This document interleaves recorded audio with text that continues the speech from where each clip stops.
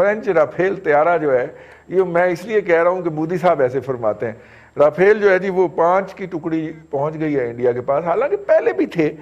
اپنا بریگیڈیئر عمران ملک صاحب، رافیل تو پہلے بھی تھے سر انڈیا کے پاس، یہ کون سی نئی بات ہے سر؟ بڑا سیلیبریٹ کیا جی انڈین میڈیا نے اس کو بھی اور انڈین فورسز نے، and what difference they can make brigadier صاحب؟ جی دیکھیے رضوان صاحب، ابھی جو پچھلے چند ہفتوں میں یا 2-4 مہینے میں جو حالات ہوئے ہیں ہندوستان کے اندر، یہ سب اس کا اشارہ ہے. جب سے ان کا لداخ میں انڈیا اور چائنا کا جو آپس میں مٹبھیڑ ہوا ہے، اس کے بعد آپ یہ دیکھیں کہ ہندوستان کی گورنمنٹ جو ہے وہ بہت ہی ایک گھبراہٹ کے عالم میں ریئیکٹ کر رہی ہے. سب سے پہلے تو وہ بھاگتے ہوئے گئے ماسکو، اور وہاں پھر انہوں نے تقریباً 20 کے قریب 21 کے قریب SU MiG-29 کا سودا کیا ہے اور 12 SU-30 کا سودا کیا وہاں سے. اور پھر ان سے ریکویسٹ یہ کی ہے کہ ہمیں وہ S-400 جو ہمارا اینٹی بیلسٹک میزائل سسٹم جو ہے اس کو ٹائم سے پہلے یا جلدی ہمیں بھجوایا جائے. اس کے بعد یہ فرانس گئے ہیں، اور فرانس سے یہ 5 رافیل طیارے، ان کی ٹوٹل 36 طیارے جو ان کا کانٹریکٹ ہے، یہ 5 لے کر آج وہ 5 امبالہ ایئر بیس سے پہنچ گئے ہیں. اور اس کے علاوہ انہوں نے 100 Hammer I think beyond visual range air to air missile جو ہیں وہ ان کا بھی سودا کر لیا ہے فرانس کے ساتھ. اب آپ یہ پوچھ رہے ہیں کہ ان کا ایفیکٹ کیا ہوگا. دیکھیں یہ 5 جو جہاز آئے ہیں، اس کا کوئی خاطر خواہ جو کامبیٹ پوٹینشیل ہم جس کو کہیں یا کامبیٹ افیکٹونیس ہم جس کو کہیں انڈین ایئر فورس کی، امیڈیٹلی تو اس کا کوئی فرق نہیں پڑے گا، کیونکہ جب تک ایک خاص تعداد میں جہاز موجود نہ ہوں، ایک خاص تعداد میں ان کے پائلٹس اور ٹیکنیکل سٹاف جو ہے مینٹین کرنے والے انجینئرنگ سٹاف جو ہے وہ ٹرین نہ ہو، جب تک اس کی لاجسٹکس موجود نہ ہو، ایک پورا سیٹ اپ جو ہے انجینئرنگ کا مینٹین کرنے کے لیے، اور ایک پورا سیٹ اپ جو ہے. سوری میں آپ کو انٹرفیئر کر رہا ہوں، کاٹ رہا ہوں. بریگیڈیئر صاحب ان کے پاس پہلے بھی تو رافیل ہیں نا، اس کے حوالے سے ان کے پاس ایکسپرٹیز تو ہونی چاہیے مینٹیننس کی بھی اور فلائی کرنے کی بھی، کیا خیال؟ پھر جہاز ان کے پاس پہلے موجود نہیں ہے. ان کے پاس فرینچ جہاز جو ہے وہ میراج 2000 ہے، اور یہ رافیل جو ہے یہ انہوں نے اب لیے ہیں فرانس سے، اور اس کا پورا بھی جو سپورٹ کا انفراسٹرکچر ہے وہ اویلیبل نہیں ہے. چلو یہ تو ایک بات ہوگی. دوسری بات یہ ہے کہ ابھی تک انہوں نے کوئی ٹریننگ نہیں کی ہے جہازوں کے اوپر، اور ٹریننگ کے لیے نہ صرف یہ کہ ان کو اپنے کروز کو ٹرین کرنا ہے، اپنے پائلٹس کو ٹرین کرنا ہے، پھر جو ان کا ریڈار کے ساتھ جو سسٹم ہے کنٹرول ریڈار سسٹم کے ساتھ، اس کے ساتھ ٹریننگ ان کی ہونی ہے. پھر اس کے بعد جو ان کے ایویکس ہیں اور جو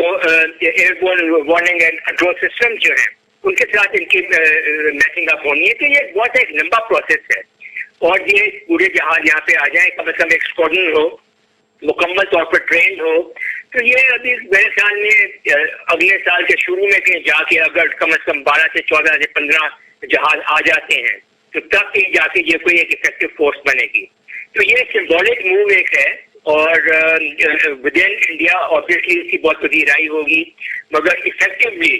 ایک میدان جنگ میں یا میدان جنگ کے اوپر ہوا میں اس کا کوئی امیڈیٹلی بہت زیادہ امپیکٹ مجھے نظر نہیں آ رہا، کیونکہ جب تک اس کی تعداد پراپر نہ ہو، اس کی کروز کی پراپر ٹریننگ نہ ہو، پراپر لاجسٹک اور مینٹیننس کا بیک اپ نہ ہو، یہ افیکٹو نہیں ہو سکتے. تو یہ زیادہ سمبولک موو ہے، اور میرے حساب سے تو جو انہوں نے ماسکو میں جا کے وہاں سے جلدی سامان خریدنے کی کوشش کی اور فرانس سے خرید رہے ہیں، یہ گھبراہٹ کے عالم میں کر رہے ہیں، کیونکہ اب ان کو اندازہ ہو چکا ہے کہ پوسٹ بالاکوٹ کے بعد پاکستان ایئر فورس نے ان کے ساتھ جو کیا، اور اس کے بعد اب جو چائنیز ان کے ساتھ یا PLA جو ان کے ساتھ کر رہی ہے لداخ میں، تو ہندوستان کو اب یہ اندازہ ہو گیا ہے کہ اس کی آرم فورسز جو ہیں وہ شاید اب اس پوزیشن میں نہیں ہے کہ وہ ایک قریب پاکستان جہاں چائنا کا مقابلہ کر سکے، اور دونوں کا ایک ساتھ ٹو فرنٹ وار سینیریو میں، اس کا تو میرے ساتھ ان کو یقین ہو گیا کہ اب اس کے قابل نہیں ہے. تو بہرحال یہ ایک پہلا قدم دیا انہوں نے اپنی ایئر فورس کو زیادہ اسٹرانگ کرنے کا. باقی کے 31 جہاز جو ہیں وہ بھی امید ہے کہ ان کو کہ وہ آ جائیں گے. جب یہ سارے پورے موجود ہو جاتے ہیں اور ان کا پورا پروسیس جو ہے انڈکشن کا اور پھر جو ان کی سائنٹیفک ٹریننگ ہوتی ہے دوسرے سسٹم کے ساتھ، جب یہ ساری مکمل ہو جائے گی تو اس کے بعد یہ ایک افیکٹو فورس بنیں گے، اور میرے خیال میں اس میں ابھی کچھ تھوڑا ٹائم ان کو لگے گا. بالکل ٹھیک ہے. بریگیڈیئر چوہی ظہیر صاحب کی طرف چلتے ہیں. چوہی صاحب آپ نے خود بھی فلائی کیا ہوا ہے اور خاص طور پہ وار کے حوالے سے. بریگیڈیئر صاحب کا خیال ہے کہ یہ پورا یہ صرف ایک سائیکولوجیکل مورل بوسٹنگ اقدام تو ہو سکتا ہے، لیکن پورا وار کا ایکو سسٹم موجود نہیں ہے، اس کے لیے سپورٹنگ پورا پیرافرنیلیا نہیں ہے جس کی بنیاد کے اوپر وہ کوئی افیکٹو رول پلے کر سکیں. Do you feel it so sir? کیونکہ اسکواڈرن بھی ایک اسکواڈرن بھی تو نہیں ہے نا. رضوان صاحب، جو ہندو اخبار کی رپورٹ ہے یا انڈیا ٹی وی کی رپورٹ ہے یا جو انڈین ریٹائرڈ جرنلز کی ڈسکشنز اور بات چیت ہے، اس سے یہ اندازہ ہوتا ہے کہ فرانس کے ساتھ کمپلیٹ اسمبلی تک بھی انہوں نے جو ڈیل کی ہے وہ اس کے حساب سے رافیل کی پوری اسمبلنگ جو ہے ہندوستان میں ہوگی. ابھی جہاں تک رہا کہ جو انہوں نے کتنا اسکواڈرن ہے یا کتنے نمبرز لیے ہیں، ہوتا یہ ہے کہ آپ جب بھی کسی ملک سے ٹیکنالوجی لیتے ہیں تو اپنے جو پائلٹس ہوتے ہیں یا جو آپ کا سٹاف ہوتا ہے وہاں جا کے پہلے ٹریننگ لیتے ہیں اور فلائی کرتے ہیں، اور انٹیگریٹڈ دونوں ملکوں کے درمیان ٹریننگ ہوتی ہے، اور وہ کرنے کے بعد وہ آتے ہیں اپنے ملک میں اور وہ اس کو پھر اپنے حساب سے پلیس کرتے ہیں اسٹریٹجیکلی یا ٹیکٹیکلی، جس طریقے سے ابھی جیسے سوٹ کرتا ہے as per the environment of اس ملک کے اپنے حساب سے. تو یہ کہنا میرا خیال ہے غیر مناسب ہے. ایک اضافہ تو انہوں نے کیا ہے کیونکہ ہندوستان کا تو ایک اپنا ایکسپینشن کا ایک ڈیزائن ہے، اور آلدو وہ سب کچھ کر رہے ہیں چائنا کے خلاف، لیکن چائنا کے ساتھ کیونکہ ہندوستان کے اندر جو ان کی عوام کی ڈیوائیڈڈ اوپینین ہے، وہ اسی لیے ان کے ساتھ جو سٹینڈ آف ہے وہ پولیٹیکلی اس کو ریزالو کرنے کی کوشش کر رہے ہیں. اور وہ میرا خیال ہے کہ ہندوستان یہ اتنی عقل مندی کرے گا کہ چائنا کے ساتھ ریزالو کر لے گا پولیٹیکلی اور ڈپلومیٹیکلی، لیکن الٹیمیٹلی جو یونائٹڈ اوپینین ہے وہ ہے ان کا پاکستان کے خلاف. اور یہ جو ان کی یہ فائر پاور ہے کسی بھی لحاظ سے یہ چیلنج کرتی ہے پاکستان کو، کیونکہ پاکستان ہی کو وہ اپنا دشمن سمجھتے ہیں اور ہم بھی ان کو دشمن سمجھتے ہیں. لیکن مسئلہ یہ ہے کیا ہم اس کے لیے تیار ہیں؟ ہاں، وہ رافیل لے رہے ہیں لیکن ہم بھی الخالد ٹینک جو ہے اپنے ڈویژنز کو دے رہے ہیں، اپنی کیپیسٹی کے مطابق ہم سٹرینتھن کر رہے ہیں. لیکن رضوان صاحب یاد رکھیں، ابھی جو جنگوں کا سینیریو ہے وہ چینج ہو چکا ہے. وہ بیٹل فیلڈ سے لے کے یہ جو ایئر پاور سے لے کے اسپیس سے بھی آگے نکل گیا ہے. آپ نے سنا ہی ہوگا کہ ابھی تو یہ بایولوجیکل ہے، کورونا نے پوری دنیا کو ہی چینج کر دیا ہے، اور ابھی جو وار کا جو نظام ہے وہ چینج ہوگا، چاہے یہ اکانومی کے تھرو ہو، پولیٹیکل سٹیبلٹی کے تھرو ہو، اور لوگوں کو اچھے تعلقات بنا کے اپنے آپ کو اکنامکلی سٹرونگ کر کے آج کل اس طریقے کی طرف جنگ جاری ہے. ابھی یہ جنگ ایک دوسرے کے بارڈرز کراس کرنا اور ایریاز کے لیے وہ ابھی کوئی ملک اس چیز کو نہ دیکھتا ہے، نہ سمجھتا ہے، نہ کرے گا. اور الٹیمیٹلی جس طریقے سے دنیا کے اندر گٹس جوڑ ہے مختلف ممالک کے، 2 پاورز بننے جا رہی ہے، چائنا مرج ہو گیا ایز اے گلوبلی پاور. اس کے جو ڈیزائن ہے وہ جو 1 بیلٹ 1 روڈ والا جو انہوں نے بنگلہ دیش کو اپنے ساتھ انکلائن کیا ہے، یہ پاکستان کی اچھی موو تھی جو حسینہ واجد سے عمران خان نے بات کی، کیونکہ بنگلہ دیش بھی تنگ ہے اور ریجنل لیول پہ چائنا کا بڑا عمل دخل ہے. چائنا نے کافی سپورٹ کی ہے اور جس کی وجہ سے بیسیکلی انڈیا شرمندہ ہے. بالکل ٹھیک. اور اچھا ہوا ہے کہ جن کو بنگلہ دیش کے ساتھ تعلقات پہ اعتراض تھا انہی کی چھتر چھایا میں قائم ہونے والی حکومت نے یہ حرکت کی ہے، ورنہ اگر کوئی بے نظیر بھٹو یا نواز شریف یا زرداری یہ حرکت کر دیتے تو فوراً غداری کی مہم بھی چل جاتی ہے اور اس کا سرٹیفکیٹ بھی جاری ہو جاتا. تو یہ اچھا ہو گیا کہ انہی کے دور کے اندر ہی یہ ہو گیا ہے. اور بٹی صاحب سوال تو بڑا خوفناک آیا سی ذہن، لیکن آپ یہ بتائیے کہ یہ جو اس وقت گوئنگ فارورڈ انڈیا جو ہے اس کو اب پتہ چلا ہے کہ چائنا سے اس کا مقابلہ ہو سکتا ہے. انڈیا تو 2 فرنٹ وار کا ترانہ گا رہا تھا کہ جی ہم 2 فرنٹ کے اوپر لڑیں گے، تو یہاں پہ تو بھائی وہ چائنا ہی نہیں سنبھالا جا رہا ہم سے. رئیس صاحب دیکھیں، بولنا بہت آسان ہوتا ہے، جب میدان میں بندہ اترتا ہے نا تو پتہ تب چلتا ہے کہ اصل جو ہے وہ ریالٹی ہے کیا، حقیقت کیا ہے بندے کی. وہ 2 فرنٹ کر لیں، وہ 1 فرنٹ کر لیں، وہ 3 فرنٹ کر لیں، انڈیا کو یہ بالکل احساس ہے کہ وہ پاکستان کے ساتھ تو چلیں ہلکی پھلکی وہ لگائی رکھتا ہے ٹک ٹاک جو ہوتی ہے، لیکن چائنا کے ساتھ وہ ٹک ٹاک نہیں کرے گا چونکہ چائنا ان کو آگے سے سیدھا ٹھوک دے گا۔ اب جو جہاز انہوں نے وہ وہاں پہ وہ بندے 2 بائی 23 پھڑکائے جی بال ان کے اپنے جی، اب وہ مسئلہ یہ ہے جی کہ انہوں نے ابھی یہ لے لیا وہاں پہ امبالہ میں، وہ اترا ان کے جو ایئر چیف تھے RKS بدوریا، انہوں نے ان کو خوش آمدید کہا، وہ پانی شانی پھینک کے۔ معاملہ یہ ہے جی کہ